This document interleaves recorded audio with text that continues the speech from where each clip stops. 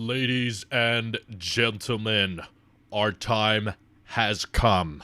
USB-C gang must rise up and act now. We have to kill off the Lightning Defender, not kill them off, argue them off, because there's far too many people that still don't think this is the right move. But luckily, the EU is apparently moving forward with their mandatory USB-C, our Lord and Savior, coming to all devices that need to be charged via a connector. We've talked about this in previous streams. We've talked about this in previous videos even. It's been discussed by the EU several times in an effort to reduce e-waste, which I don't even know necessarily if it would reduce, because you'd have a lot of Lightning accessories that all suddenly become useless. But I do still think in the long term, in the short term it may cause some e-waste. In the long term it would require far less, because we could get to the point where cables being included with phones become less and less necessary, and if our accessories and all of our devices are capable of charging via a connector that we already have, whether it's an Apple product, an Android product, a GoPro, a Switch, whatever, that's also a part of this legislation, is to make sure that the bricks and the USB-C cables and whatnot all basically have to work with each other. So you wouldn't be able to make custom bricks and cables that say only work with a particular accessory. It's basically in an effort to get everything onto a single standard so that we don't have all of these different connectors for everything. And I'm all for this, for those who don't know. I mean, I'm not entirely on board with the idea of governments telling companies how to design different things. Like, I'm worried that might set a dangerous precedent, but for the most part, if this is something that a government has to step in and get involved with, honestly, I feel like it's the only thing that the government probably cares about. I've seen that concern floating around the internet several times. A lot of people thinking like, well, it's bizarre that a government, you know, an entity like this could control design decisions on a product.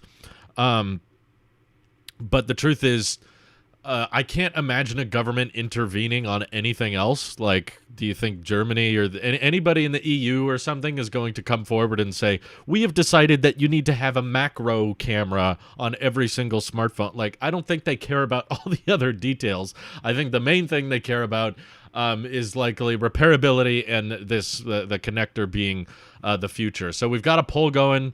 183 people have voted so far. Switch to USB-C is far in the lead, but I know a lot of people are probably going to look at this poll and think to themselves, well, this is just the tech community. Of course, the tech community wants USB-C because we have other devices like iPads and MacBooks with USB-C. But the truth is, I know this is anecdotal evidence, but I've run into people in my daily life that are not involved in the tech community, you know, that don't watch these live streams, that don't watch tech videos at all, that have often been confused by the fact that Apple keeps sporting Lightning on their iPhones, because I've run into people that have Android phones and they're like, oh yeah, I can charge your phone, and then I have to correct them of like, no, you can't, you have a USB-C charger, my phone needs a Lightning, or her phone needs a Lightning, more specifically when someone else is talking about it, like, can I charge your phone with this cable? Nope. It comes up for everyday people all the time, and especially now that the vast majority of the entire iPad lineup now has transitioned to USB-C. MacBook Air, MacBook Pro, all USB-C. 24-inch iMac has pretty much gone all in on USB-C as well. So I think that this process of switching everything over needs to start now, because we are not ready for portless phones. I would have thought we were a few years ago, but we were using that same argument in 2017. And I used to believe that, you know, I used to say, well, we probably won't get USB-C on iPhone because if Apple adopts a new standard or a new connector on any particular tech product, it's because they see a long-term future with it. It's because they plan on supporting that connector for a long, long time. And the truth is, we were saying that like 4 or 5 years ago now. And here we are in 2021, and all the brand new iPhones still all have Lightning.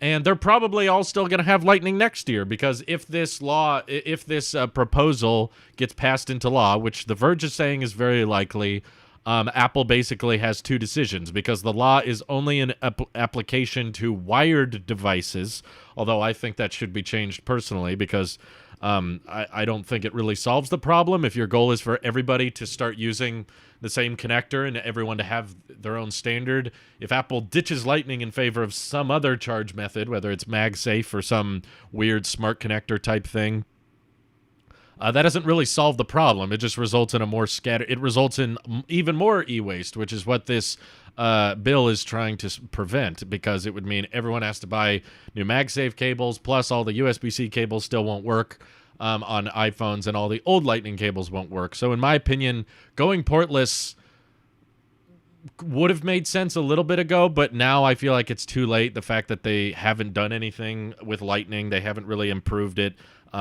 We thought we would have been portless by now. You know, a year ago, we were saying Apple was going to have a portless iPhone in 2021. Here we are. They all still have Lightning. Nothing's changed.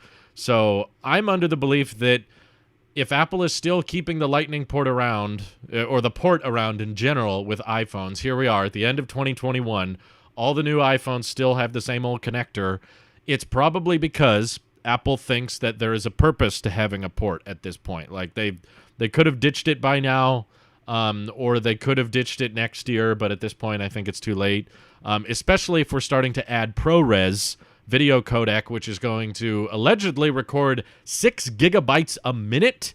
Do you know how freaking difficult that's going to be to share over AirDrop, or even share via a Lightning connector?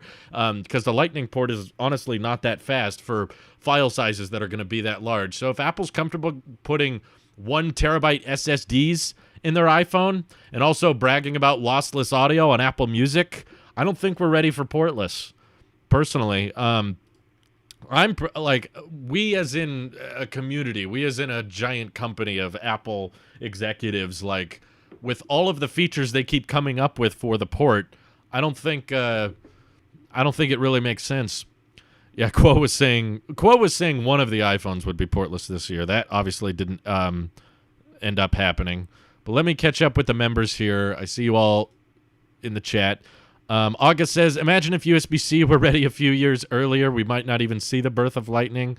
Yeah, but we may have had to put up with 30-pin a bit longer. I think they're afraid to switch on iPhone now because of how massive it is.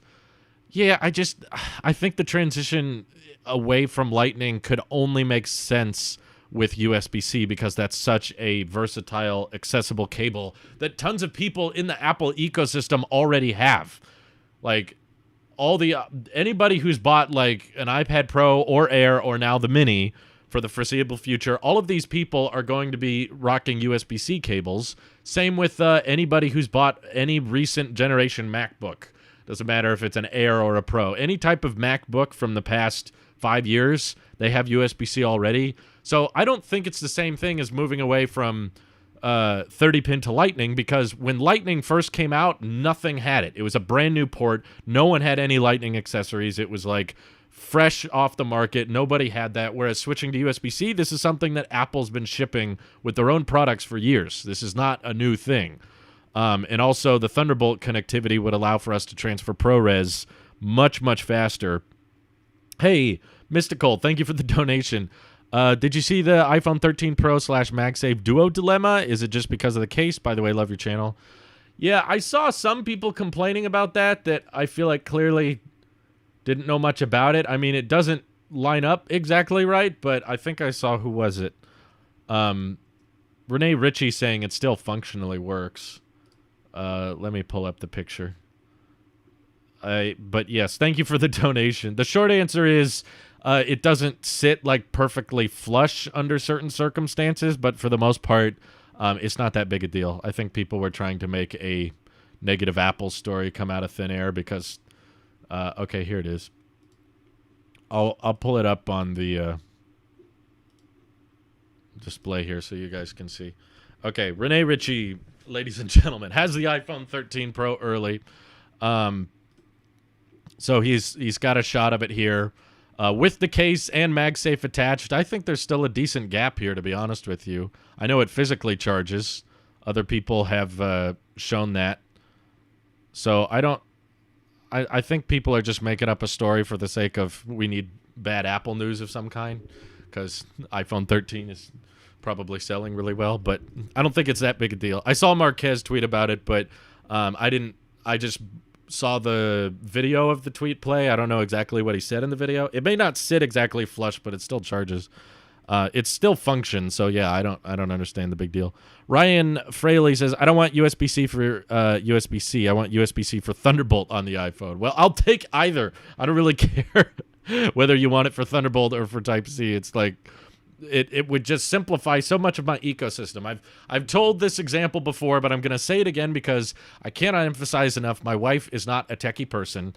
She used the iPhone 6 up until like a year ago, and now she's on the iPhone SE, and she has no interest in my 12 mini. She has no interest in getting any new iPhone. She does not care. She uses my 2017 iPad Pro, the first Apple device I got with 120 hertz. She still uses all that. Oh, Gregory, thank you for the super chat.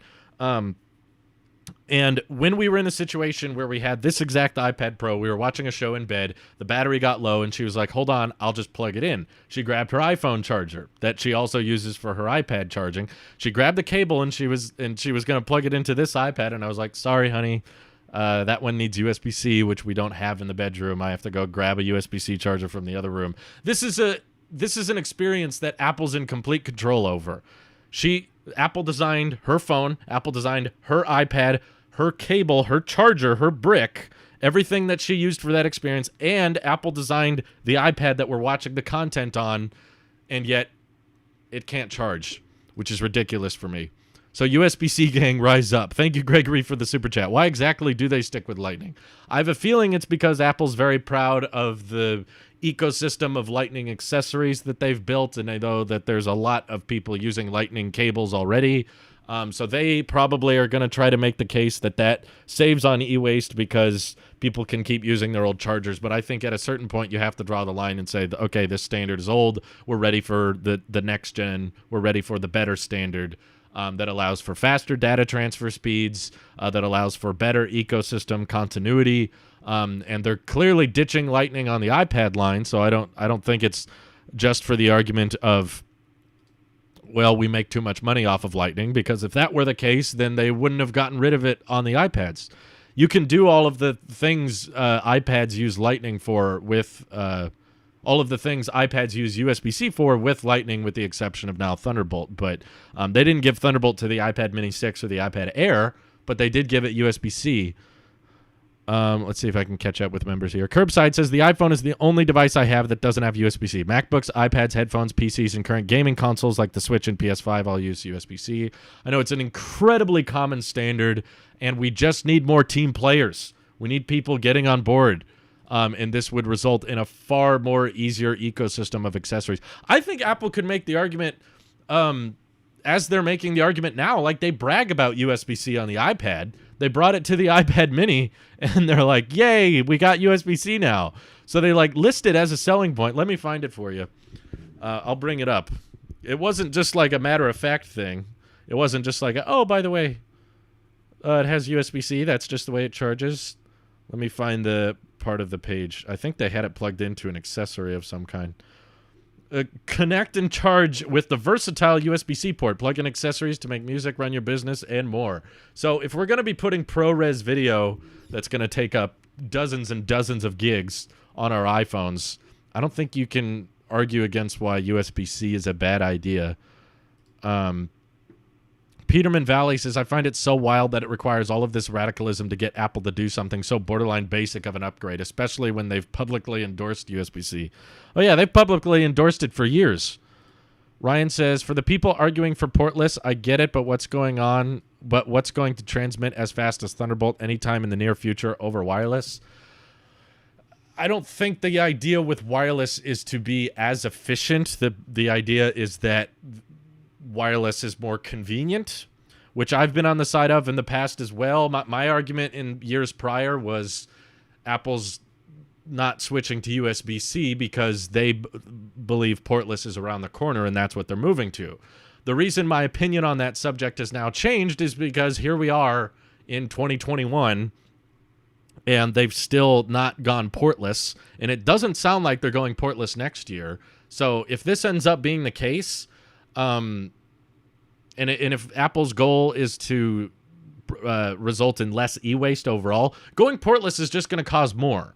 AirPods don't have as low latency as wired headphones, but that didn't stop Apple from releasing AirPods. They knew that the convenience outweighed the loss in performance, because the loss in performance wasn't that great. And I do agree that the majority of iPhone users are probably not going to be needing to export ProRes video off of their phones, which is why in videos prior I have also mentioned maybe we should just give the pros USB-C, because if someone is spending $1,000 on the iPhone or more, then they probably already have an iPad with USB-C or a MacBook with USB-C or some type of USB-C accessory in their life. At very least, they don't care that they have to spend extra money to get new accessories or new dongles or whatever.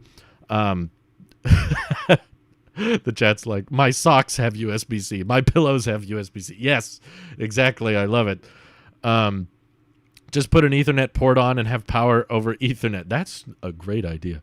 They should really do that. My hair clipper is USB-C. Beard says, I can tell you it's CarPlay using USB-A to Lightning. That's around because of that. So Lightning stays around because of that. I don't buy it. There's wireless CarPlay now. Apple knew that there was a ton of dongles and accessories using 30-pin way back when, and they ditched it. They didn't care. There's a lot of Lightning accessories for the iPad and Lightning adapters that all become dated when they switch the iPad mini or the iPad Air to Type-C. So you got to buy new adapters or whatever. Apple doesn't care that you have to buy some dongle. I don't think they keep Lightning around just for wired CarPlay, especially when wireless CarPlay is so common. My camera does have USB-C, actually. That's correct. I actually have an electrical mug warmer that has USB-C. Peterman says, any updates / predictions on the October event date? I haven't heard anything concrete, but definitely expect it to be probably on a Tuesday. And also, it's not guaranteed to be in October. It's likely to be in October, but there's still a chance they might push it till November, so it just depends.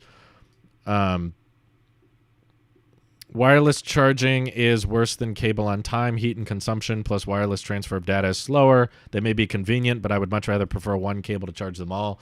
I don't think that's a reason to keep the port, because the vast majority of customers are probably going to be fine doing everything wirelessly anyway. But my point is, if you're going to keep a port, it might as well be USB-C.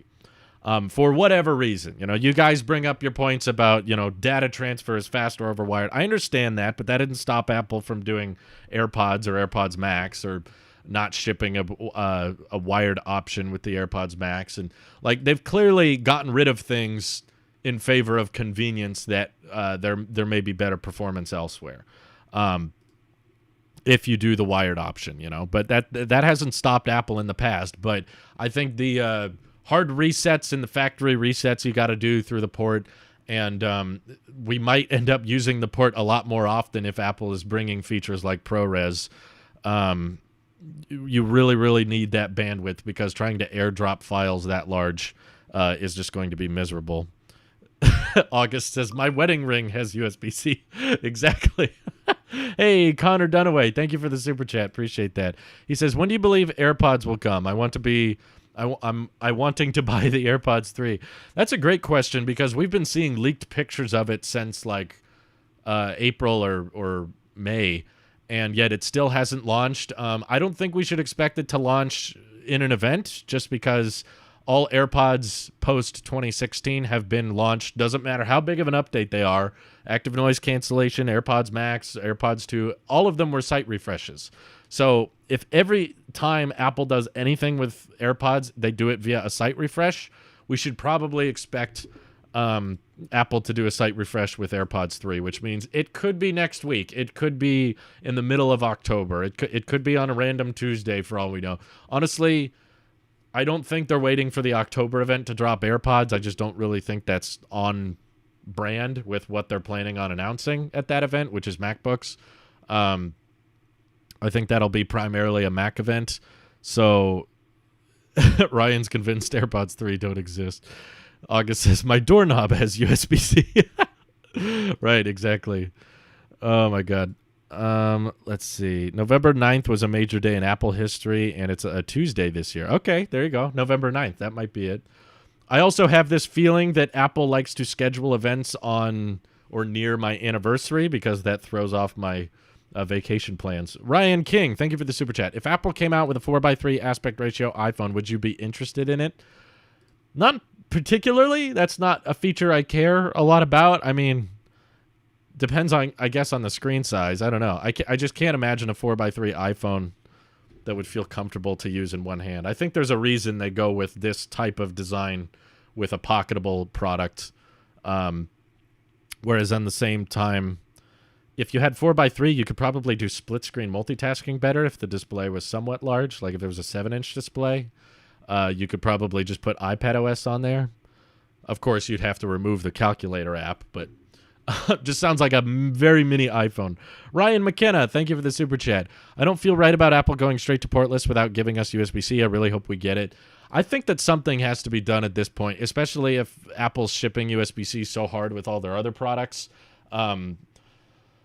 Like, obviously, going portless, I'll go on the record and say I would be fine with it. I charge my iPhone via MagSafe pretty much exclusively. I hardly ever plug in a lightning cable to my phone anymore, and I do most of my file transfer over AirDrop. That might change when I get ProRes, but for the most part, I do everything inductively, and I think that most consumers could. I don't think that there's a bunch of people out there that are like, I need to do wired backups of my phone every night, and it's faster over wired. Like, most people are doing that stuff over iCloud. Most people are transferring stuff to their phone wirelessly. Most people can get by with wireless, which is why it's still good for Apple to improve MagSafe and keep shipping MagSafe and coming up with more creative ways for MagSafe accessories to be used. But if you're going to keep the port because you believe that it should be there for those emergencies, or it should be there for that faster charging, or it should be there for that slower charging, or should be there as a backup method for people who want to transfer things to their computer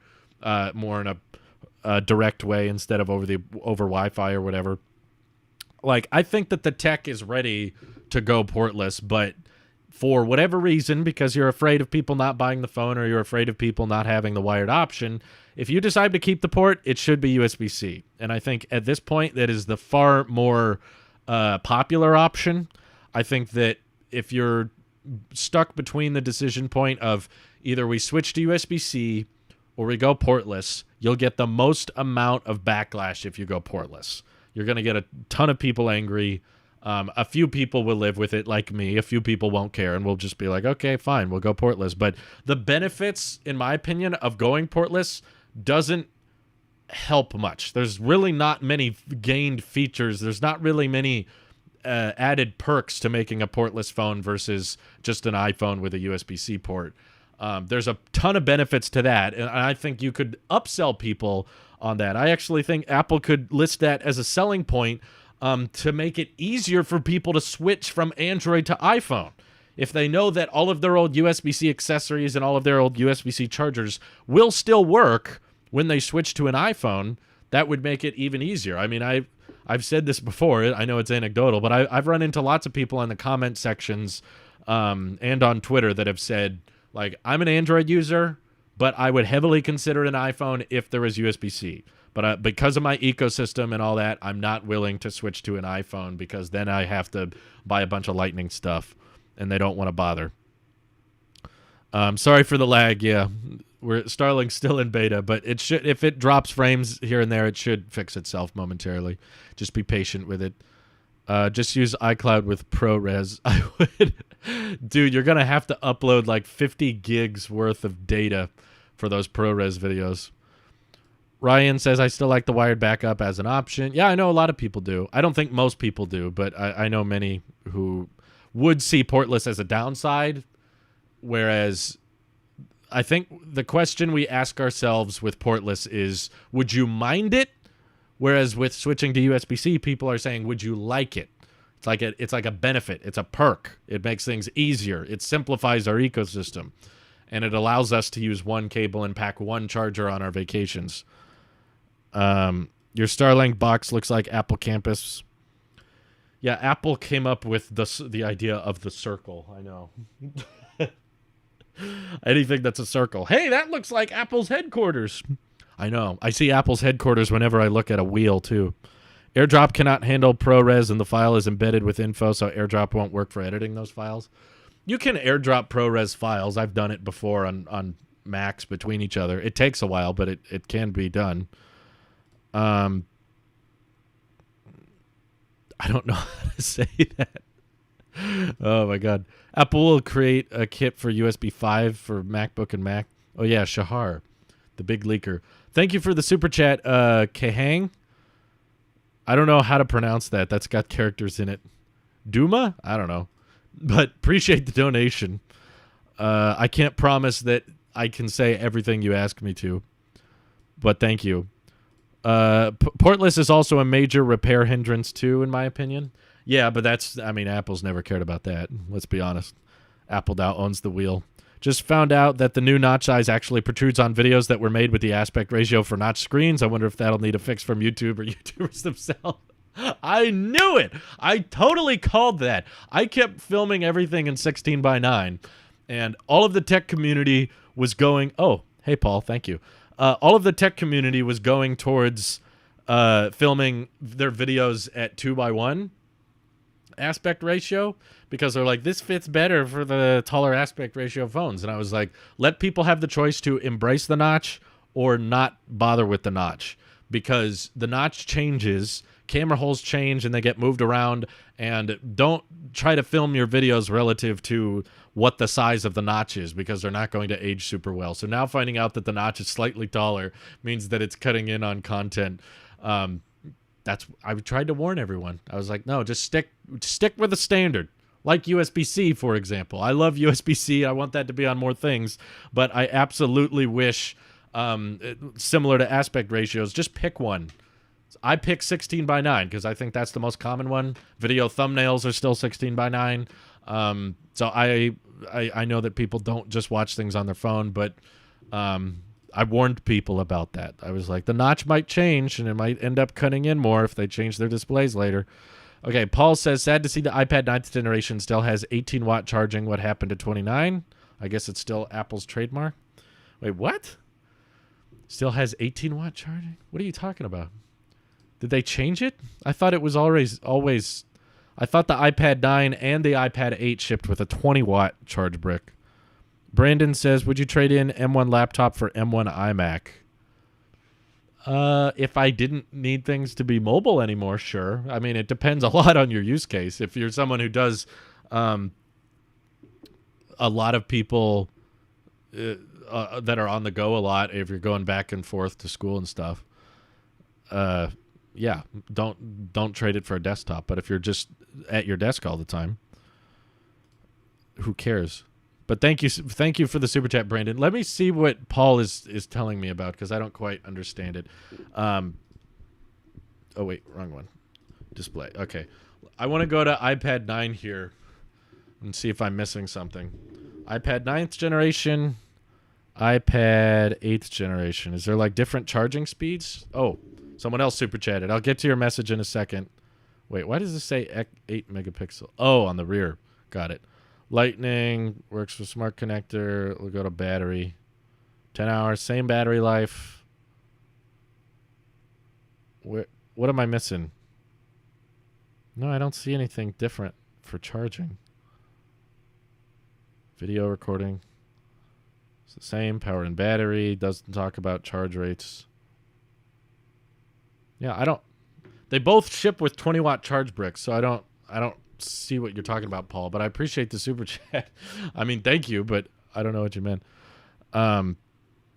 Okay, thank you, Emily, as well. Joseph Rosthorn says, do you think HDMI will ever get replaced by USB-C? I wish it would. I mean, HDMI is commonly being used for higher bandwidth output, so it would probably be Thunderbolt or USB 4 or anything, but TV companies are really hesitant to change on anything. Okay, Emily Atwood super chatted says, I wish my e-reader had USB-C. I want everything to have it. It would just make things more simple. It was always 20 watt. If you're going to troll, at least get the numbers correct. Yeah, exactly. iPhone 12 mini notch cut into 18:9, and iPhone 12 to 12 Pro cut into the corners of video. Well, I think they all got the curved corners, but yeah, 12 mini notch. I noticed that when people film it 2:1, it does cut into the video a bit. Let's see. 18:9 are displays in a way that you won't get cutouts if you use QuickTime Player. Well, no one's using QuickTime Player. People are watching videos on their phone. Tyler says, don't you think if we go portless, we'll never get a fast enough charge to go out the house, assuming we need a quick bit of juice on the go? I don't think necessarily. I mean, the fastest charge rate iPhones get now, isn't it like 20 watt or 20, somewhere between 20 and 30? I can't remember if at some point they had a 25 watt support. And it's technically possible. We've seen OnePlus and other companies do like 30 watt wireless charging or more. Obviously, it's a little harder on the battery, but I don't know. To me, fast charging is not that big a deal. I think people in the tech community make that out to be a bigger thing than it really is.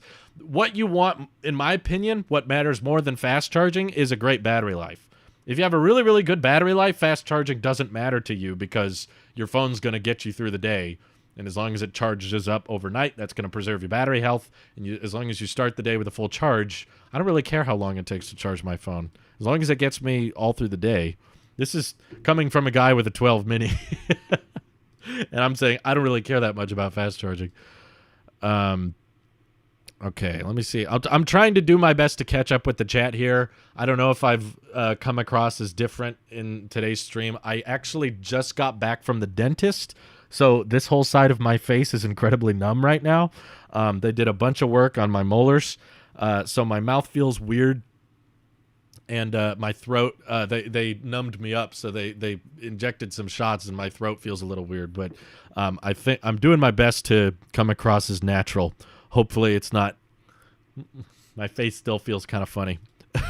I was hoping that when the dentist numbed my mouth, I would end up talking funny because I thought that would make for a very hilarious stream. But turns out, no, I talk pretty normally. I noticed this when I watch YouTube on the web on an iPhone 12 mini. The video gets a bit smaller, so there's nothing to cut off. 16:9 is fine. It's always just the 2:1 content that gets screwed up, which is why I'm telling people, don't adjust your aspect ratios based on smartphone displays. Like, in that case, why are we filming stuff at, like, 4K or high resolution if everybody's watching crap on their phones? Like, why do we change the aspect ratio? Punch yourself to prove it. Well, I don't want to break my teeth. I just got them worked on. Let's see. My iPhone 12 Pro supported 20 watts out of the box. The 18-watt limit for Lightning has been gone for at least a year, if not longer. I just don't find myself using it that much, to be honest with you. I noticed this when I I already read that. Maybe I'm a little loopy. Did the cable change for the Series 7? If that has USB-C, why can't the iPhone? Yeah, I mean, the Apple Watch itself doesn't have USB-C, but yes, now the Series 7 will come with a USB-C to Apple Watch charge puck. Still no brick, though. That hasn't changed. What if you forgot to charge your phone at night? Don't do that. It's like, do we need to have a feature for every part of negligence? What if I drop my phone in a canyon? Shouldn't it be able to fly back to me? It's like, or just don't drop your phone in a canyon. It's kind of like me not having a case. It's like I just don't drop my phone. I take good care of it because it was expensive. It's the same thing. Odds of portless versus USB-C. I want portless. Benjamin wants portless. I disagree. You do not want portless. Portless would change nothing. You can pretend your USB-C iPhone is portless and just only charge it via MagSafe. Let's see. The thing is, what happens to AirPods Max or Apple TV remote, though? Everything's got to move over. Just because other things are using 30-pin, that doesn't mean we have to continue using 30-pin forever. Like, Apple is in the process. They've ditched Lightning on the iPad Air. They ditched it on the iPad Mini now. They ditched all the legacy I/O on the iMac in favor of USB-C everything, plus a headphone jack. But they got rid of USB-A. They got rid of the SD card slot. They got rid of Ethernet, or they moved Ethernet to the power brick. And they pushed everything to Type-C. Let's see. Yeah, just charge your phone. Yes, Drew, my phone should fly. Yeah, it can actually. It's called airplane mode. That's what they came up with. It would fly back to you if it had USB-C. It's like, yeah, if you forget to charge your phone, you might have some problems. But if that's your best selling point for fast charging is sometimes you forget to charge it, I'm sorry, I don't care.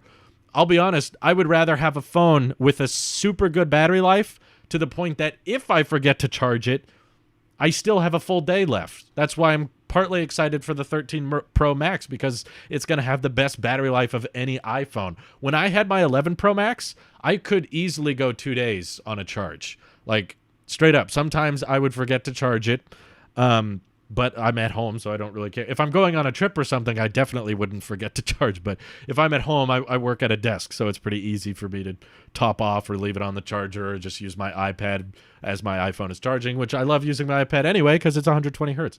Soon my iPhone will be. And if I forget to charge my iPhone one night, I probably wake up the next day and it's at like 50%, 45%, and it'll still last me most of the day. Although I found a set of speakers with a 30-pin dock at Value Village. Yeah, Michael was bringing this up in the Discord earlier today. He was mentioning that the transition from Lightning to USB-C would not be as drastic as 30-pin to Lightning. Because for one, like I mentioned earlier, Lightning was on nothing. Lightning was not a pre-existing standard that had existed for years. It was a brand new connector, brand new port. No one had Lightning cables. We were starting from scratch, essentially. But people nowadays are saying, yeah, but Lightning's everywhere. I use it for CarPlay. I use it for this. There were 30-pin cables everywhere. Do you know how many docks there were? There were so many smart speakers and little stands that had 30-pin built into them. I still see them at thrift shops all the time. 30-pin was all over the place because wireless was not as common yet. Nowadays, there's less and less like Lightning docks and like iHome alarm stands with Lightning connectors built in because we have Bluetooth. We do so much speakers over our HomePods or our Google Home Minis or our Amazon Echoes. We do sound through those now. I would say there's substantially going to be less of a headache to get rid of Lightning than there would be to get rid of 30-pin. Will you do an unboxing live stream for the new iPhones tomorrow? I'm planning. I think I want to live stream the iPad mini unboxing, but I think I want to edit in some jokes and hype it up a tad more for the iPhone. So I'll do one stream and one edited. Ricardo says, I was very worried with battery with my Pixel 3. I was anxious to the point of having chargers always in every place. Now I have a 12 Pro and it's so durable I don't need fast charge anymore. Yeah, to me, if your concern is fast charging, it's because you're buying a phone that doesn't have a battery life that's good enough. Maybe I'm wrong. Maybe there's some people out there that are using their phones so heavily that they just need to fast charge all the time. But I think the bigger issue is battery life, not so much charge speed. You go to thrift shops. Why you shop there when Walmart exists for the poor middle class like yourself? The realist says this as he's not even a YouTube member. I go to thrift shops because that's where the deals are. You see this shirt? I like money. That's why I go to thrift shops. Also, Walmart sucks. Walmart doesn't even have Apple Pay. The thrift shop we go to actually has Apple Pay, which I prefer that user experience for. You get all kinds of weird people at Walmart. And it's way too busy all the time. It's like stuffed full of people and it's huge, whereas the thrift shop, you can find exactly what you want. Fast charge is a convenient thing. It is, but I feel like better battery life is a bigger convenience. Like, if you can pick one or the other, what would you pick? Would you pick an all-day battery life with slow charging or like a half-day battery with fast charging? For one, if your battery sucks and you're fast charging it all the time, you're going to hurt your battery health in the long term, and that issue is just going to get worse and worse and worse. So that's personally why I would much rather have a battery that's super-duper good, that lasts all day, and then I'll just slow charge it overnight and preserve that health for longer. Do you think it's fair to compare the iPad Mini 6 to a Pro Max iPhone because of the similar screen size? I would love to say yes, but the truth is there's so many things the iPad can't do, and there's so many things the iPhone can't do that the iPad can. It's honestly kind of difficult to compare the two because I would love to do an iPad Mini as an iPhone challenge. Like I've said that on the record many times. I really want to do that, but the biggest obstacle is I cannot pair my watch to the iPad. I wish I could, but I can't. And also the iPhone's like differentiating features is all about cameras and telephoto and cinematic mode and ProRes and all of these great camera features, whereas the iPad Mini just has got the one lens, fairly basic, not that fancy. So I guess you can compare the two, but I don't really see the iPad Mini as being a great iPhone replacement for many people, unless you don't care about your Apple Watch, if you don't care about wearables, if you don't care about, I guess if you want to do SMS texting, you would still need an iPhone to receive those. You can get a data plan for an iPad with cellular, but you can't like treat that. You can't give it its own phone number in SMS text, I believe. Lightning is so iPhones don't get hacked as easy. Everyone remember the FBI case? That's my take on it. I don't think, and everyone brings up the FBI case. They all forget how it ended. It ended with the FBI hacking into it anyway. They were just asking for Apple to unlock it for them because it would save time, which I think summarizes the whole privacy argument fairly well. We went from FBI trying to hack into a phone for research on a case. They asked for Apple's help. Apple said, no, we're not going to help you. And then the FBI got in anyway. Like, okay, Apple might stand up for privacy here and there, but the government's still going to get what they want to get. It didn't really do anything. Now you guys are arguing about fast food. What the heck's going on? The iPhones technically already have wireless fast charging. Pay wirelessly, charges your credit card fast when you buy one. Hey, okay, I get it. That's good. Walmart is the store version of Florida Man. Yeah, I try to avoid Walmart if at all possible. Having a phone with good battery life is good for your mental health. Probably. I mean, depends on how much you use your phone. I would argue having a phone with bad battery life is probably better for your mental health. Makes you use your phone less. Ryan says, I would rather buy a few nice things over the crap at Walmart. I use their curbside pickup for groceries, but that's it. No, I don't even use it for that. Fast charging is there for those who need to fast charge for emergency or if you forget to charge. Yeah, I mean, I can understand that. It's nice for a backup and stuff, but I would still personally consider it a plan B. If your priority is on fast charging, it means that your battery life isn't good enough. So fast charging is all about plan Bs, whereas if you have a solid plan A, plan B doesn't matter. Ryan's like, Walmart is bad. Yeah. I agree. It is a convenient thing. My iPad technically has a number, but it doesn't do SMS. Yeah, it's kind of hard to compare the two. I really wish you could, though. Like, I want them to change iPadOS so that I have a feeling. I've watched a few iPad Mini 6 reviews so far. I'm really, really excited to try it out. This was by far the most exciting iPad of the year for me. Yes, more exciting than the M1 iPad Pros. I wasn't as interested in those because iPadOS limits iPads of that price point from being worth it. But a $500 iPad that has a lot of pro features and a pro design for that small, if they gave it Apple Watch connectivity, so I could pair my watch to the iPad, if I could put a full SIM in there that received SMS text and received cellular, just like my phone does, give it the full SIM tray treatment. I guess it doesn't have a vibration mode, so there's not really a taptic engine for if you put it on silent. But if they gave it 120 hertz, 8.3-inch display, pro camera setup, just like my 13 Pro Max, I would love to give that a shot. It's like, okay, I can't fit it in my pocket as easy. Maybe some people just got to buy the right shorts. But yeah, did I mention I might have mentioned this earlier. My shorts and my shirt, these are thrift shop items, ladies and gentlemen. Picked them up at a thrift shop. This shirt was, I think, 50 cents. The shorts were, I think, $1.50. They're fantastic. We just gave them a good wash just to be safe. I'm sure the thrift shop washes them too, but paid for with Apple Pay. Loved it. I got nothing against thrift shopping. You'll never see me judging anybody for looking for a deal. That's why I recommend people check out Certified Refurbished. And a lot of good deals you can find secondhand on stuff. Clothing is just absurdly expensive. I also think that there's a huge clothing problem where too much is made and too much is sold, and there's not enough second life going on with much clothing. That was a part of the reason we decided to close our merch page, was because we think there's too much merch being made, too much clothing being printed and ending up in landfills or whatever.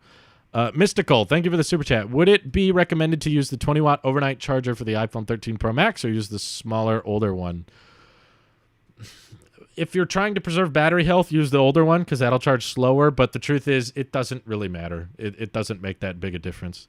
As long as you have optimized iPhone charging turned on, you should be good. That'll stop charging at around 80% and then wait before you wake up to go up to 100. So that'll preserve it fine, but the 5-watt will preserve it a little bit better. iPad needs the health app so I can see everything on a bigger screen. That would be nice too. All the activity, the calculator, weather. You know, I would love to give an iPad mini a shot as a phone, even if it meant I couldn't fit it in my pocket and I just have to carry around a little iPad everywhere I go, but I can do everything my phone can. I would love to try that. Let's see. How bad was the iPhone 12 mini battery really? Trying to figure out if I could make it through my day with one of those. Since they are now at a discount, I'm considering upgrading from my SE 2016. I don't know how to say your name. Vitor Baltazar? I'm probably butchering that, but my guess is if you're living with a 2016 SE today, I bet the 12 mini battery will still be fine. Like, if you live in... if you have a lifestyle that allows you to be somewhat near a charger, like, I don't know what you do. If you're working out in a field all day, obviously that's going to be further away from a charger. But if you're working at a desk where you have access, where you can drop a MagSafe charger or a wireless charger and just have it topped off, I still think the 12 mini battery is fine. I don't think it's that bad. After using it, spoiler alert, this is what my next video is going to be on later today, is my ownership experience with the iPhone 12 mini after 10 months now. He says close enough. Okay. I know I got it wrong, but he's like, yeah, it's fine. I don't think it's that bad, to be honest. I think YouTubers make it out to be a bigger deal than it is, but that's because they're used to reviewing $1,000 phones with giant batteries. And obviously, bigger battery is nice when you can get it, but you could nab this phone now for $600. And it has a fantastic camera, ultra-wide night mode, really bright Super Retina display, highest pixel density in an iPhone, also thinnest chin in any phone. There's never been a phone out there with a thinner chin than this. Extremely comfortable.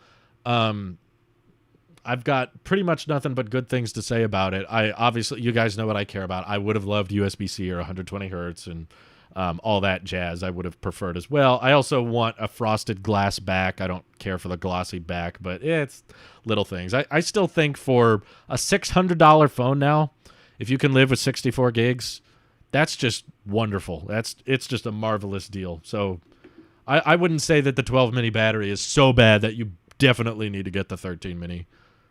Did you go over the poll results? Well, the poll changes as time goes on, but 1,200 people have voted. 75% are in favor of switching to USB-C. I believe it has been decided. Apple now must legally switch to USB-C because of Tailosive Tech's live stream. That's how that works, right? Let's see. Do you have any experience on selling your phones or other products on third-party websites like Swap or eBay? I'm considering on whether to trade in my iPhone or to sell those on websites. I haven't sold much over websites just because I've heard too many bad stories of it going poorly and it not working out for people. So I've always just sold my phone to typically family members or friends or people I know, or I'll sell it locally. I don't really sell on websites, so sorry, I don't have much experience. YJ says, you earned 1 cent by using Apple Pay on your 50-cent short, so you can eat well tonight. That's right. You bet I will. Let's see. It's not so much about the cash back for me. It's like, I just like the process of not having to pull my wallet out of my pocket. Like, I show up to the front of the store, double tap my wrist and tap their thing, and they're like, okay, you're good, and I walk away. Whereas Walmart, you got to go through this whole process, get the thing out, and they're like, no, download our app. You have to use Walmart Pay. And I'm like, screw you guys. I'm not using Walmart Pay. I don't want to have a whole separate app just for Walmart. I just want Apple Pay on everything. So them intentionally choosing to not support Apple Pay makes me want to not shop there. Plus, there's a million other problems with Walmart. Let's see. The EU just passed legislation for USB-C standards coming in the next few years. Do you think iPhone will evolve past ports? Or with large file sizes, are they here to stay for the next decade? Honestly, Apple's done some very stupid things. I'll be honest, there's a lot of decisions Apple's made that I wasn't in favor of and I did not think made sense. And yet Apple did them. So I'm not trying to say that Apple has to switch to USB-C. Also, keep in mind, people, this story that we're covering here is about an EU proposal. It has not been passed into law yet. Thank you, Max Howard, for the super chat. It has not been passed into law, but it is moving into the proposal phase, which means that the EU will be voting on this. And what The Verge is reporting is that the Parliament has already voted in favor of the new rules early last year.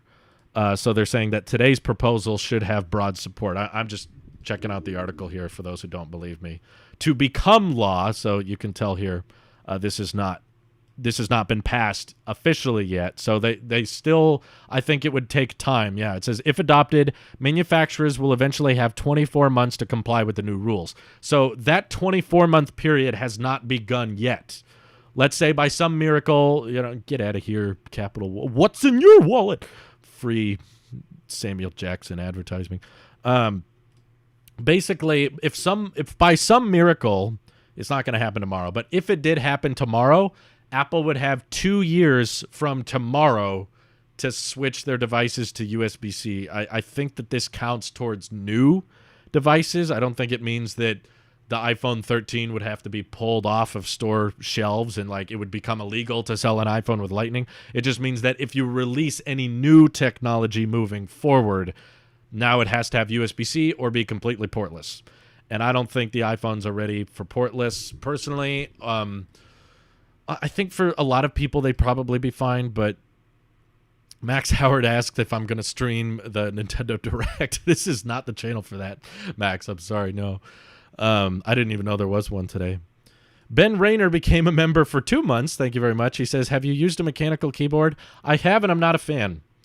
I've had friends with mechanical keyboards, and I've tried typing on different ones, and I can't find a sweet spot. I'm happy with this style. I didn't hate the butterfly keyboard. I know a lot of people did, and it's not like I'm a diehard butterfly keyboard fan. I miss it and I want it to come back, but I like thin keys. I like really, really narrow ones because I feel like my finger doesn't have to travel as far.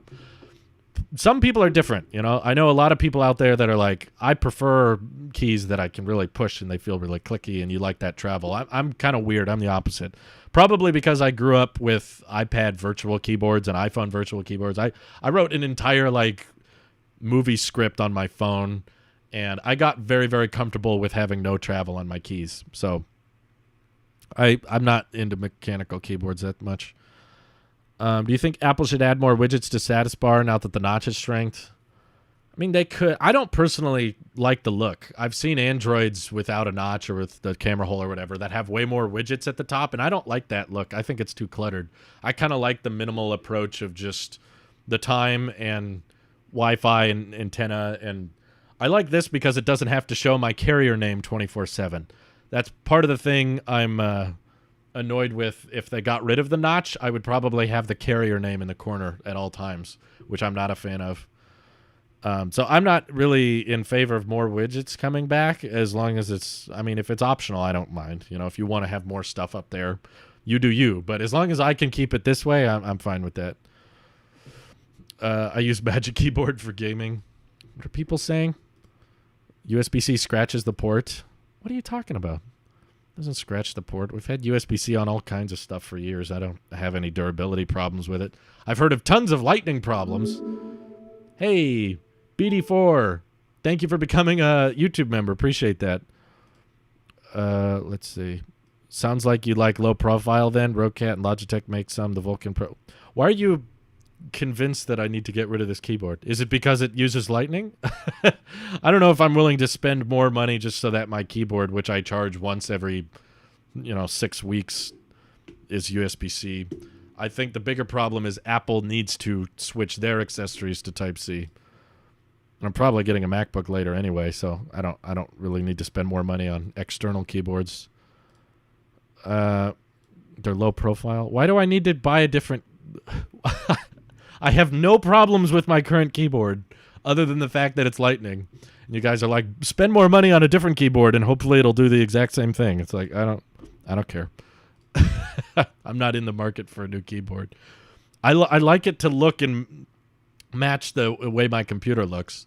And if I'm getting a computer soon anyway, a MacBook soon anyway, I definitely won't need a keyboard for that.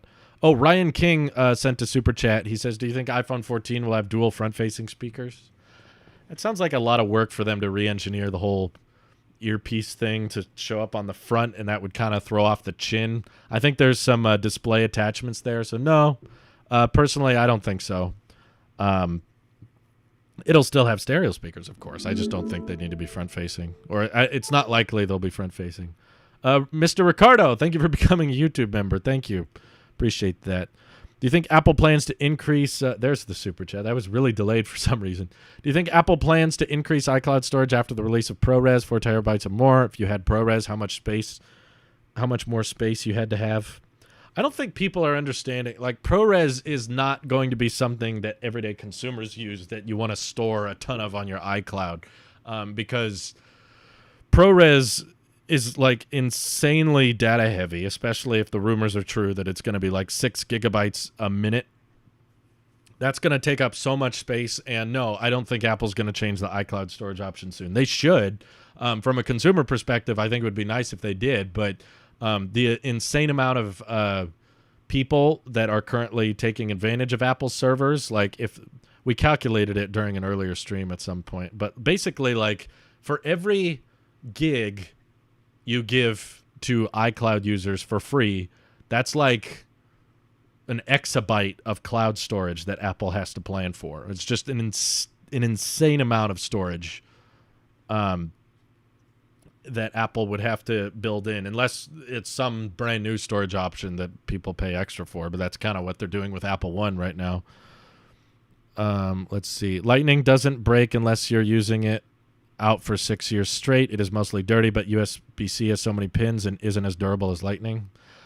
I keep hearing people say that, but I've never experienced it myself. I know so many people that have been using USB-C on their phones for years, or now on my iPad for years, and I've never had a single problem with it.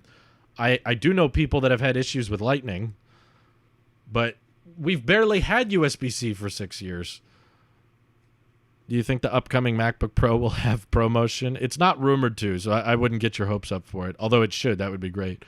Ricardo Pisani says, in your opinion, why Apple killed most of neutral colors on the products? I was waiting for the watch, and now I don't know if spending more money for the steel ones or the bluish midnight. I don't know why they do the neutral colors like that. It's bizarre to me, too. I prefer the saturated colors. My guess is because they want colors that we talk about. Even if we talk about them in negative ways, like they want colors that are slightly off or change depending on the lighting, so that people are inclined to go to the store or look at it and analyze it. And they think that they're like, hold on, I want to go to the store. And Apple knows, like, more people we get in the store, the more phones we can sell. And they want colors that kind of people feel differently about. Basically, controversial colors are good for the company because it makes us all talk about them, opposed to just standard blue, red, green colors that are very obvious. We would all just not really say much about them. But yeah, sorry. I'm making sure. I actually, some bad news happened. I hope you guys are having a good week. Some bad news happened for me. Someone broke into our garage and stole my bike last week, which was kind of frustrating. Luckily, my friend has a extra mountain bike that I can use when I go on my mountain bike rides, but it was sad because it was like my dad's bike before me, and I had it for like 6 or 7 years.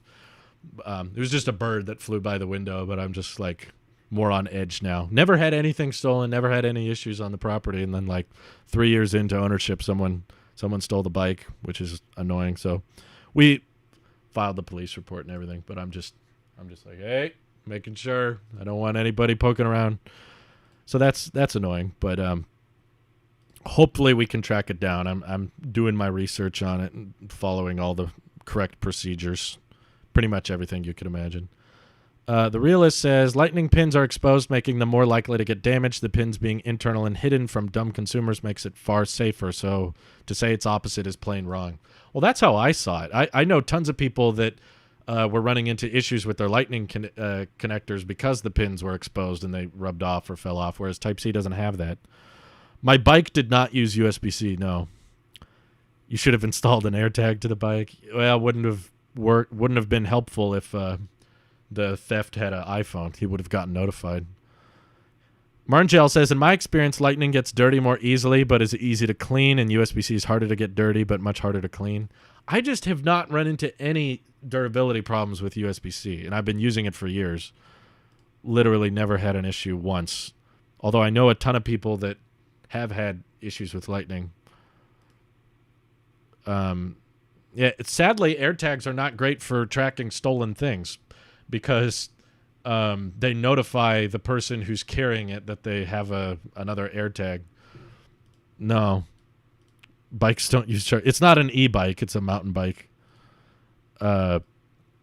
I would have been interesting to see what would have happened if I attached an AirTag to it, but I've never lost my bike before. And as Apple says, they're not really meant to track down stolen things, especially if whoever stole it has an iPhone. They'll get pinged. They'll get notified that they have an AirTag that doesn't belong to them, and then they'll find it and remove it or whatever. Let's see. If the iPhone 14 supported cinematic mode at either 1080 at 60 or 4K at 30, do you reckon you would upgrade? Interesting question, Tim. I don't think so, because I'm already on edge about whether or not I feel like upgrading next year. The ProRes, it'll depend a lot on how good cinematic mode is. Like, if cinematic mode is kind of glitchy and doesn't work super reliably. Oh, Edgar, hey, thank you for the super chat. He just said hi. Thank you. If cinematic mode's kind of gimmicky and it doesn't work very reliably, then I'm not really going to care if next year cinematic mode now works at 4K at 60, because I'll see the portrait mode shots of it, or I'll see the demos of it and be like, yeah, it's kind of cool, but I'm still going to need a dedicated camera for most of the stuff. How many parts of your devices are already government regulated? Yeah, lots of stuff are government regulated. Exactly. But yeah, I think I'm almost more interested in ProRes, because I've seen a lot of demos of cinematic mode, and it works pretty good. It's somewhat impressive. No one's really been demoing cinematic mode in the way I want to use it, which is like for A-roll, for like my video recordings for like extended periods from the main lens. All I've seen is like quick, brief demos so far. So I want to record a cinematic video for a tech video and see if it's really bad or pretty good. And then ProRes, I think I have more interest in, because I don't know. I feel like the biggest issue with videos on iPhones is primarily when it comes to compression. It's like this noticeable difference between a smartphone video and a camera. And I know that because the sensor is still small and the lens is small on an iPhone, it's still not going to be able to collect as much light as a dedicated camera. But if the bit rate is far, far higher now, and we're able to get an advanced ProRes video codec recording off of that phone, I want to see if that makes a noticeable difference for tech video editing. But if it's not that good, and it's just like unnecessarily a large file, and it still feels not that high quality, that will make me not want to upgrade next year. But if I try it out and I think it's really, really impressive, and I'm like, okay, cinematic mode is fantastic, I love it, the only issue is it's 1080, then I would be somewhat tempted to upgrade next year just to get it at 4K at 60. But that is my bare minimum. I'm not going to do another side grade where I'm like, well, 4K at 30, pretty good. It's like, no, 4K at 60 or not at all. I don't want another side grade. I want, like, that's my maximum. That's what all my Blackmagic cameras do. I want either ProRes at 4K at 60 or cinematic mode at 4K at 60, and I want the cinematic mode to be good. But yeah, like a lot of people are saying with portrait mode, it was not great in the first year, but it'll get better later. I believe that. Let's see. USB 2.0 is just despicable in 2021. Apple even made a USB 3 version of Lightning with the iPad a few years ago. Why can't we have that on the iPhone to help a bit? It's just horrible being USB 2. Yeah, it slows everything down. I agree. But I don't even really care much for Lightning 3.0. I would much rather them just give it Type-C or give it full Thunderbolt for all I care. All the iPhones need FCC approvals because of Wi-Fi and cellular radio, so that's government. Oh, yeah. There's a lot of government involvement, as is. The USB-C laws for the plug side, not the device side. No, that's a different proposal. We talked about that before. This one is... we talked about it earlier. This one is about the device side. They want it. See, this is an EU infographic on the proposed rules. They are specifically talking about device side. However, this proposal does mean that if you don't use a cable, you would be exempt from the rule. So basically, they're stuck with the decision between should we use USB-C or should we go portless, and they can't keep Lightning. So sorry, SkyDriver. Lightning is on its way out. I don't know what you mean by reign supreme when Apple continues to remove it from things. I'm planning on getting an M1 MacBook Air base model today. Do you think it's still a good time to get one right now? Any rumors of M2 or any refreshes in MacBook Air models? It's kind of late. I mean, it came out, 10 months ago? At least look around for a deal. That's my advice. If you're ever buying something and it's not really close to the launch time, then check Best Buy, check 9 to 5 Toys, check Certified Refurbished. Try to find a deal on it. Don't pay full price for one if it came out 10 months ago. There should be sales. Amazon has sales for them all the time too. Do you think notifications still suck in iOS 15? They're a bit better, but still group weirdly. I think I just use notifications differently than most people. Like, I've never really had issues with iOS notifications, but I think it's because most people probably don't use notifications the way I do. Like, I pretty much, for most apps, I just don't turn on notifications unless it's like a messaging app, like iMessage or Messenger. Those have notifications on, but that's about it. Like, maybe it's because I'm a content creator, so like my Twitter gets notifications constantly. I have that turned off. It's like, for one, I don't even have Twitter on my phone, but even on my iPad, I have Twitter and Discord notifications turned off. It's like, if I want to get notified for that type of app, I will check the app. Like, if I'm interested in pings or notifications, I'll open the app and check it. I don't need my iPad screen or my iPhone lighting up every time I get some interaction on Twitter or Discord. So for most stuff, it's just turned off, which is why I get annoyed because on Android, a lot of applications and a lot of notifications it gives you, it did not ask whether or not you wanted them on, which frustrates me after, reviewing lots and lots of Android phones last year. Every time you boot up the phone, it'll give you just a billion notifications, and it's like, yay, they have a clear all button. It's like, yeah, it better. Gives me freaking weather notifications nonstop and random, like, hey, this app was updated. Puts a notification in your library. It's like, I don't need all these. Like, there's an absurd amount of notifications whenever I switch to Android, whereas on iOS, at least, when I install the app and stuff, it like asks me, do I want to turn this off? Do you want notifications? Allow or don't allow? And I think most people are probably just accustomed to always hitting allow. And then they get a ton of notifications and complain about the notifications. Whereas for me, I'm just like, this isn't an app I need to get pinged for. EU. All phones must have same port. Apple, we removed port, so no need to be the same as others. Yeah, that's the other alternative, but I think they'll get far more backlash for that, and it definitely does not help the e-waste argument. It would create a crap ton of e-waste if you got rid of the Lightning port and replaced it with a new standard that is definitely far less common than USB-C. Do you think Apple is concerned with many third-party manufacturers developing unimproved USB-C accessories for iPhone? I don't think so, but like if that's the case, why do it on the iPad? I don't understand when people say like, well, the third party or whatever makes it hard, so they don't want to do it on the phone. It's like, okay, then keep Lightning on the iPad. Let's see. I'm not in the U.S., but in Thailand, I can get a special discount as a student as well as free AirPods. Oh, nice. Okay, that's good. Well, we got a couple people from Thailand. That's awesome.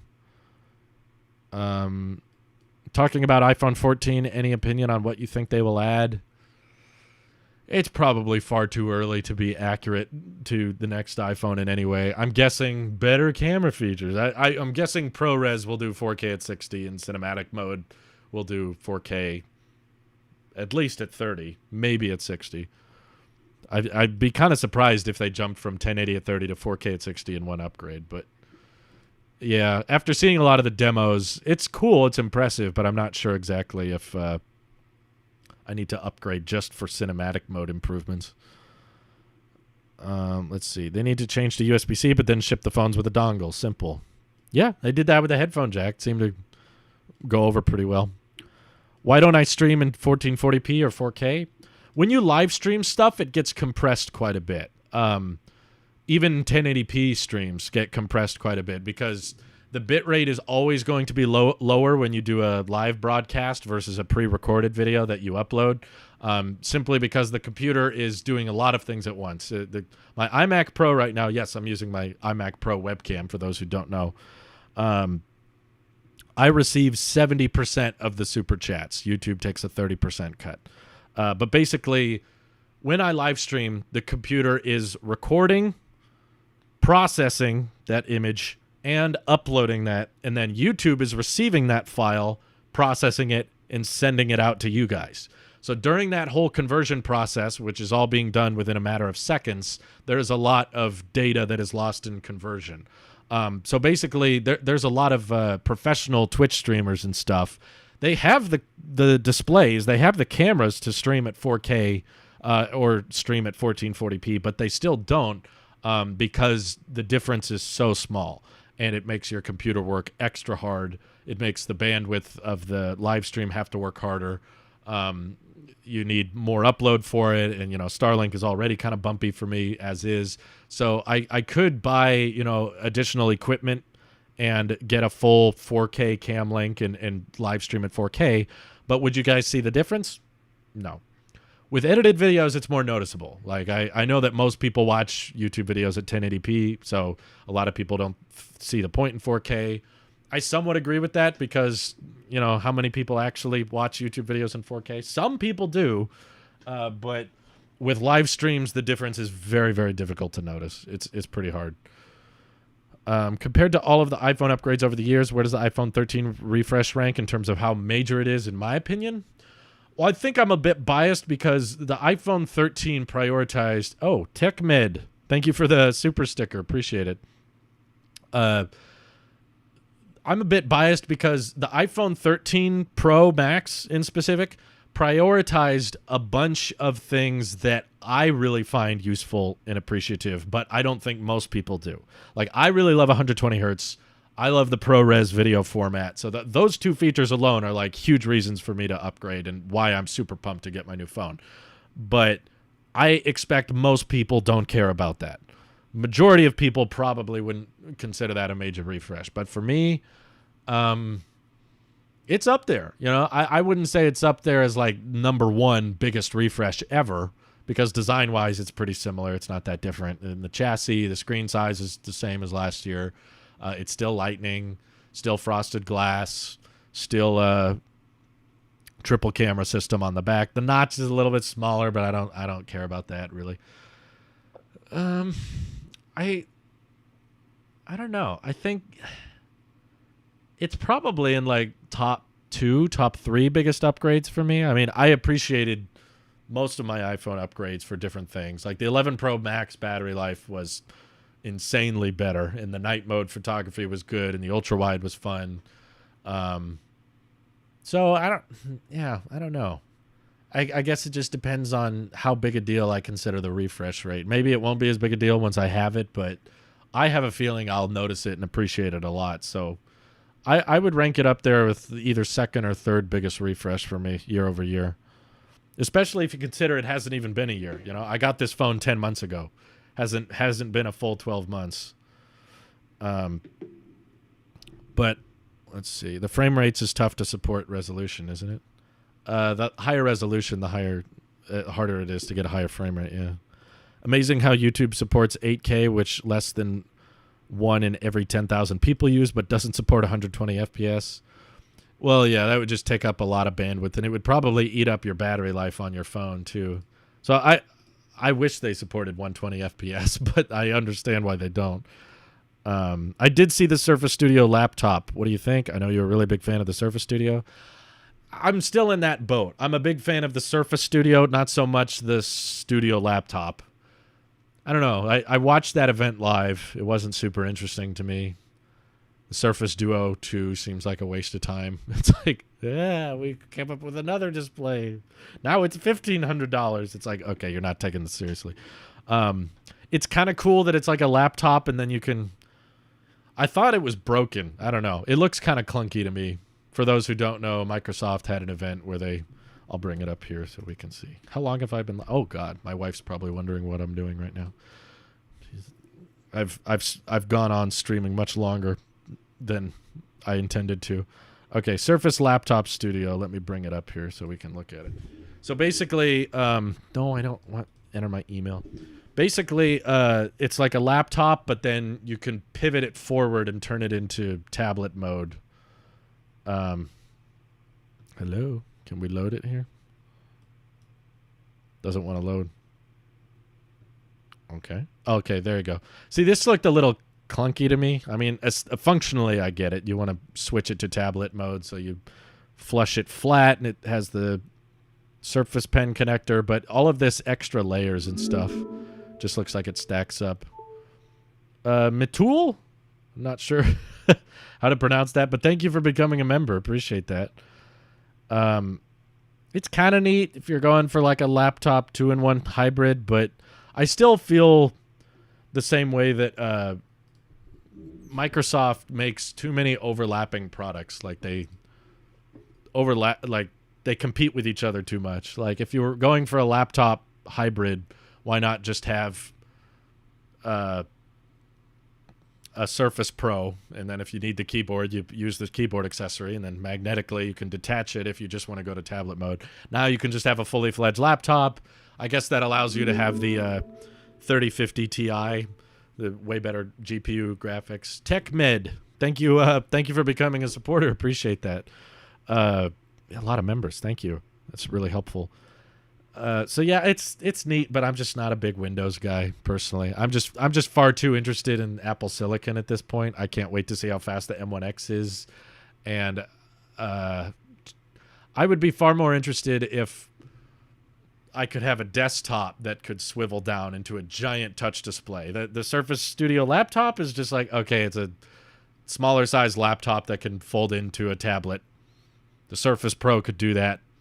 Now this one can do it with a slightly bigger graphics card. It's like, okay, great. I don't see it as a big deal. James says, I don't really see the big deal of USB-C on iPhone. Mine charges fast enough, and a USB-C to Lightning cable. Can't see any extra functionality USB-C would bring to everyday life. I can, James. People who have iPads and MacBooks that want to pack one charger when they go on trips or use one charger around the house. I know everyday people that get so frustrated because they want to charge something, but they grabbed the MacBook charger instead of the iPhone charger. So now everywhere they go, they have to bring around a Lightning cable and a USB-C cable, which is too much work. That's how you pronounce it. What are you most excited to see from your iPhone tomorrow? Promotion. Yeah, promotion, hands down. I've wanted 120 hertz on my iPhone since the day I saw it on the iPad in June of 2017. And I'm still frustrated that it hasn't had it in all these years. The Microsoft Laptop Studio looks like a MacBook with a cooling pad permanently attached to the bottom. It's cool for those who are interested in that thing. I have nothing against it if there's people out there that like that kind of laptop 2-in-1. It's just not for me. It's just not my kind of deal. So I'm fine branding myself as the Apple guy. People get upset when the Apple guy talks about Surface stuff. So if you're asking me personally, I'll tell you, but I don't plan on making videos about it. Let's see. Why is USB-C communist? It's not communist. I just wanted the fist thing of like rise up. You know, it's called a joke. It's a meme. I think that wraps it up. Oh, I know what I wanted to do. I got to wrap up the stream here, so I'm gonna do a 1,500 people voted overwhelming support for Type-C. Have you ever considered going back to Android? Well, I've never really been on Android. I've bought Android phones for the sake of reviewing them, but I never just used Android. Intended on keeping it. But I would switch away from Apple if I believed an ecosystem was better and could be matched outside of their walled garden. So far, I haven't found that. There's roundabout ways. You download this program and then the phone can kind of do what Apple does, and then you got to download this program and it kind of does what Apple's does. And I was like, I don't want to have to do a bunch of extra work just for it to be kind of the same. I need something to be clearly and superior, obviously better. You like the webcam or cam link? So obviously I'm messing around with my camera setups. As you guys can tell, this live stream looks a bit different, but your opinion does matter to me, so I'm going to run a poll. And essentially, I'm curious if you guys think this looks bad, because this is more convenient for me. It allows the iMac Pro to be in the center of the room, and it allows me to reserve my pocket cinema camera here for my tech video recordings, which is far lighter, far easier to move around, and I can plug it in directly to my Zoom microphone, which is what it's right off camera here. I can't show you, but My Zoom mic can plug directly into that camera, and that allows me to skip a step during editing. It means my audio and video are stitched together, so I don't have to import via SD card and CFast card. I can just import once and be done with it. So I'm rearranging my live stream setup, and depending on if you guys are comfortable with the webcam view, if this looks really, really bad, I'd consider moving it back and switching back to the cam link. So what you're seeing right now is via iMac Pro webcam. And what you guys saw before in the previous live streams from the past month or so was through the cam link. So I'm posting a poll in the chat for you guys to vote on which one you think looks better or which one you prefer. But just keep in mind, you know, if you do vote cam link, it takes a little bit more work on my end. Do you think it looks bad? I think it's different. It's kind of hard for me to say because I like the bokeh that the cam link offers. It makes it feel a tad more cinematic and it makes me feel in focus, whereas this to me looks very obviously like a webcam. But what I like about this setup is it's more wide angle, which I was debating getting a more ultra wide lens for my camera so that I could have a wider angle. That way you can see a bit more of the room and my face doesn't take up as much space in the shot. But obviously this is far less work, and I don't like, before my iMac Pro had to be off to the right side of my desk and I would edit with my head turned like this. Now I can keep my head centered, which is probably better for my neck. So yeah, this is the iMac Pro webcam. Corez Art says I can't even tell the difference. Shut up. Are you serious? You couldn't tell the difference today? I'm still using the same microphone, so that's not changing. So don't expect any differences in audio quality. But yeah, I just was a bit nervous or a bit curious if people were like, ew, this looks worse, or you should go back to the cam link. Just make a filter on OBS for the bokeh effect. I don't know if it has that. And also, I don't know if I would like it because bokeh on a webcam looks very different from actual bokeh from a camera. It's like fake bokeh versus real bokeh. Which one uses less bandwidth? It's equal. You set the bit rate in OBS. You can set it to 2,000 or 10,000 kilobits per second. It doesn't really matter what camera it is. RM Project says, what's the purpose of the live stream? Well, we live stream all the time. We start off with a particular subject, but then we talk about other things that come up. I'm not saying we don't do these streams to have a single subject that lasts for an hour and a half. We just start off with a single subject, and then if other questions arise, if other points come up, then we can stray from that. And just, it allows me for a direct way to interact with you guys, figure out what you're most curious about, what questions you guys have, instead of me trying to guess what subjects you find interesting and edit videos about it. I enjoy streaming. I have a lot of fun with it because for one, I don't have to edit, which I'm not a big fan of editing. I have to do a lot of it for my job, but Livestream just lets me talk directly, figure out exactly how you guys feel on subjects, and I can tell you directly what's going on. And it's also fun to just be watching creators and know, like, this is happening in real time as we speak. Let's see. Well, that explains why the camera angle is different. Yeah, I mean, I don't like the aperture changing a lot. It feels more jarring to me that when I move around, you can see the exposure lighting of the webcam change a bit, but seems like most people like it. We're at 72% people like the webcam, which is good. The content is what matters, not quality. Yeah, you say that, but then if it's really bad, everyone complains. Let's talk about how Tim saw. Let's not. Photo booth on iPhone. Is that a question? Yeah, we need that. I agree. Did not expect it to be from a webcam. I feel like Cam Lake definitely looks better, but I mostly just listen to live stream, so it doesn't matter. Okay, fair enough. People are saying this looks just fine. USB-D. Oh my god.